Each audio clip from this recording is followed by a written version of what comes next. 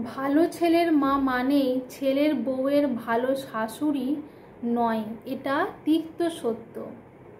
একজন মা তার ছেলের জন্য জীবনও দিয়ে দিতে পারে, কষ্টের পর কষ্ট করে যেতে পারে, কিন্তু তার ছেলের বউকে নিজের মনের হিংস্রতা দেখানোর আয়না মনে করে। ছেলের বউয়ের মুখের প্রশান্তির হাসিটাও তার যেন গায়ে জ্বালা ধরিয়ে দেয়। মা হিসেবে ছেলের ভালো চাওয়াটা স্বাভাবিক, কিন্তু ছেলের বউয়ের ভালো সব শাশুড়ি মেনে নিতে পারে না। কিছু ব্যতিক্রম আছে অবশ্যই।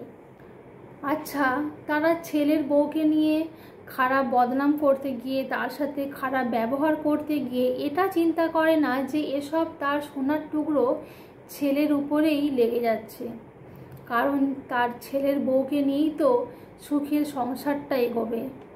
বউয়ের পেছনে লেগে ছেলের সংসারেই যে অশান্তি, অভাব, অনটন লেগে যাচ্ছে। বউকে কষ্ট দিতে গিয়ে তার ছেলের সংসার থেকেই সুখ শান্তি চলে যাচ্ছে। তবে মাদের নিজেদের একটু খুঁটিয়ে দেখা উচিত। নিজের সন্তানের জন্য ভালো মা হওয়াটা খুব স্বাভাবিক, তবে মা মানুষ হিসেবে কি ভালো? আসলে নিজের সন্তানের মা আর একজন মা, এই দুটো মানুষের মধ্যে অনেক পার্থক্য। সবশেষে এই প্রার্থনাই করি, পৃথিবীর সব মাগুলো ভালো শাশুড়ি হয়ে যাক।